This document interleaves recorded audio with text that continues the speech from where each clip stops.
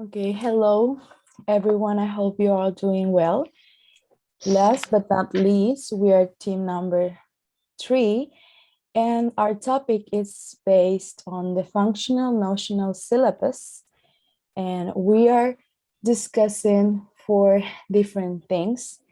Mainly is the meaning, what is the function, what is notion. Second, the functional notional syllabus. Third, the key characteristics of our syllabus and the advantages and disadvantages. So I hope we can have a good discussion today. Well, now I'm just gonna take over this section. First, I'd like, because we have two main concepts in this syllabus, I would like us to take a look into the meaning of each word. So what is function and what is notion? We have seen these words throughout the BA, but I think it's never too much to do a little bit of review. First, function is a communicative purpose of language, as it is stated by Finocchiaro and Brumfitt in 1983. Basically, function is why we communicate. Why do we do it? As, why are you learning the simple past? Oh, to be able to describe my past experiences. Or, oh, why do you learn vocabulary about food? Oh, because I want to be able to order in a restaurant. So that the order in a restaurant, greet people, travel around the world, blah, blah, blah. Those are our functions. That is our purpose of communication with the language. That is function. And then notion can be a little bit more difficult to define. As to myself, I find it difficult to kind of get the meaning, but I think I got it. A notion is the categories of meanings and concepts that are needed in order to communicate. That is that you need to know the what, the where, the why, when. So you need to know about this like time, where does it happen, to be able for you to be able to communicate and to be understood, to get the message across. Because if you don't know, then how do you expect the other person to know it? So we have to have these two concepts really stated in our minds. Function, why, the purpose of communication, why do we communicate, and notion, what, why, how. These are the questions that we have to make ourselves. So once having that, I'd like us to take a look into what is a functional notional syllabus. What does these two concepts look like together? So what is a functional notional syllabus? This is a syllabus that is based in two important aspects. The first one is the notional aspect, as I already told you, the why, the how, and when, blah, blah, blah. And then a functional aspect, why, the purpose of it. What are you gonna do with the language? This syllabus is concerned with concepts such as time, when, space, where, movement, cause and effect, why, how, while the latter describes and classifies the intentional or purposive use of language. So the first concepts that I gave you are about the notion of it. And then the last one, the intentional, the purposive use of language, is about the function. Why do you do it? What is your purpose when using the language? And also in this syllabus, we can find 3 main categories of meaning, which are semantical grammatical meaning. This one refers to time, location, and quantity. Then we have modal meaning, and this has to do more on how. This is the indication of the certainty and attitude of the speaker. How does the speaker speak? What aspects, what body language, what can you perceive from that person? And the last one can be communicative function, which again is requests, offers, complaints, and compliments, among others. And I'd like to share this quote with you. The content of language teaching is a collection of the functions or the notions that are performed when the language is used. That is, that with first we need to have notions. First, we need to know, again, I'm really repetitive, but we need to know the what, the why, the when, to be able to get the message across. And then when you get the message across, you are using functions. You are making offers, requests, you're explaining. So we cannot have one without the other because it would not make sense. And this is a quote from a very famous author, which is Wilkins, and he is a very significant proponent of the functional notional syllabus. Thank you very much, Priscilla. I think you explained the concept very well. Now, in order to have a deeper understanding, we're gonna take a look of the key characteristic of this syllabus. Okay, so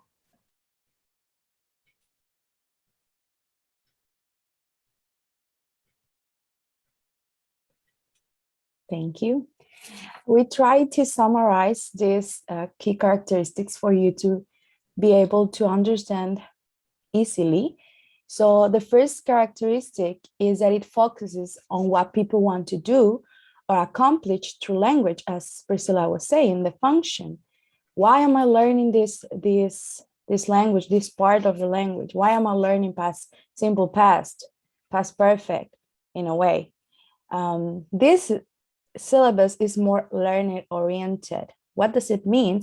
Well, it means that the teacher tries to encourage students to state their opinions, to talk about their own experience for whatever they say, and even accurately to be treated with respect.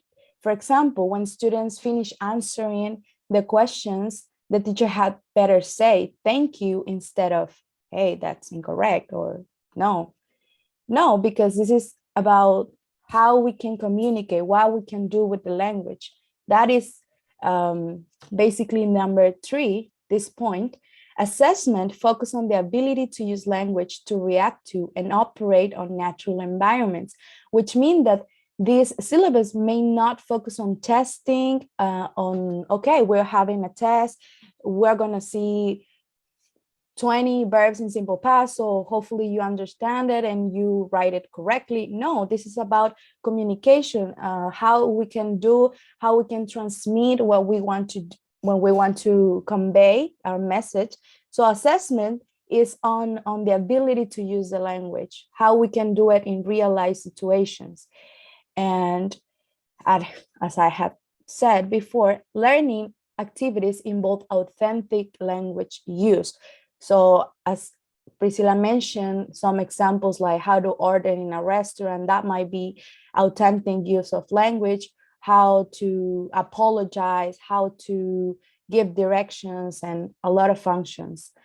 Last but not least, it says that it is motivating because it provides actual communicative functions to serve the learner's need. Of course, that if the learners know that he or she at the end of the lesson will be able to produce language in order to, as I said before again, to order, to just simply greet people, then they will be very motivated to pay attention to the teacher or to pay attention to also their classmates. So these are the main characteristics of this syllabus. So I think we can have a wider understanding. Thank you. So now we're going to look to the advantages and disadvantages. So the advantages of this syllabus is that it's sensitive to the individual needs of students. Also, this approach has a goal to help the learner use the real language or appropriate language when communicate. Again, this has to do with the key characteristics. I think one of the great advantages of this syllabus is that learners will use real language, will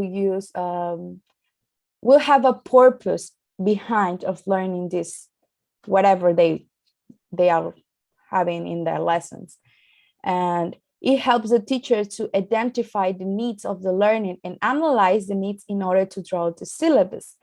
I think it is very useful for the teacher in order to identify or have a wider idea of the purpose of a speech that needs to be taught in the lesson, not because the syllabus or the administrator say that I have to take a look of this topic. No, because I think that my students need to understand and to perform about these functions.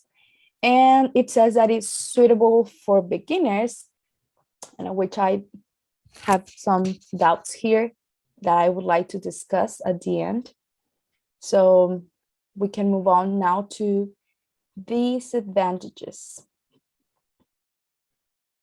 Frida, would you like to start? Yes, if I start lagging, can you please tell me, because I don't want to be speaking alone.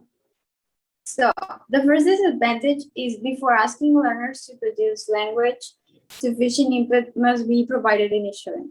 So yeah, in order to make students to be able to make a function, they need to set the motion in advance beforehand to be able to make a function.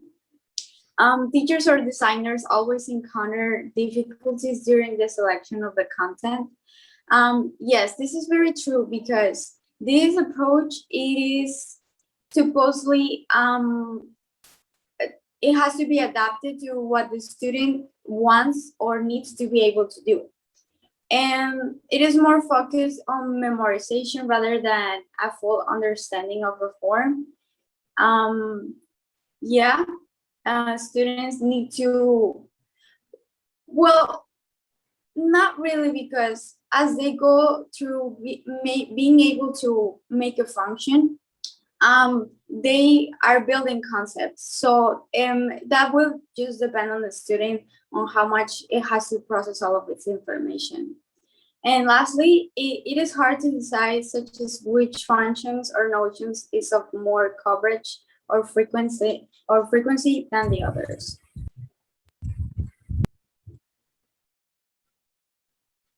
So now, is this approach analytic or synthetic? We will see. So I did some research, and I found that this approach can be considered as both types of approaches. It can be considered as an analytic approach, because the language that is taught is taught in chunks, and the major goal is to be able to use these chunks in suitable situations. This works as a function, but also it can be considered as analytic, because the main purpose of this approach is the communicative aspect, and also because it is adaptable to the learner's needs. So it is considered as an analytic approach, but it is also considered as synthetic, because if you see it from a different side, teaching functions and notions are just linguistic components of the language.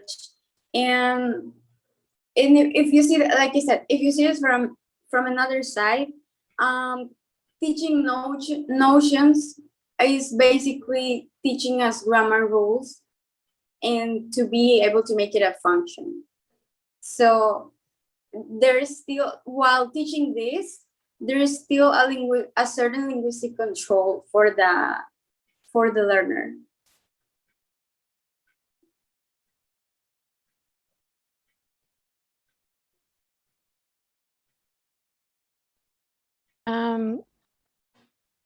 Do I say this? Go ahead. Okay. In conclusion, this syllabus holds that the classification of skill levels should be based on what people want to do with the language, that's functions, like the purpose of it, or in terms of what meaning people want to convey, that's notions.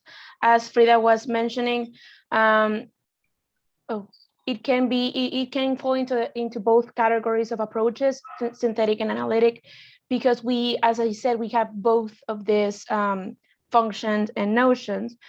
Whenever, for example, imagine or remember a textbook that you had. At the beginning of the lesson, they gave you the function. I don't know, ordering a restaurant or going to get food, something like that. They gave you the function at the beginning, and then they give you a reading and some vocabulary at the beginning. And then as the lesson, as the unit went by, you found this grammar focus or these grammar boxes that they had, and they always put some grammar in it. And as Frida mentioned, that will be the notion. Like, how would you do it? How can you express or express the purpose of your communication if you do not have the notion of it? Like, how would you do it? So this is how this syllabus will help the learners. It is very I would like to say modern, but I think we can agree that it's something that we have already seen, like it's already there. And it's kind of like how can I say it? Like, we see it as very modern and like cutting edge, but honestly, it's just there's a grammar in there also. So yeah, that's how we'll like to conclude. We need both of this to be able to use this type of syllabus. Thank you.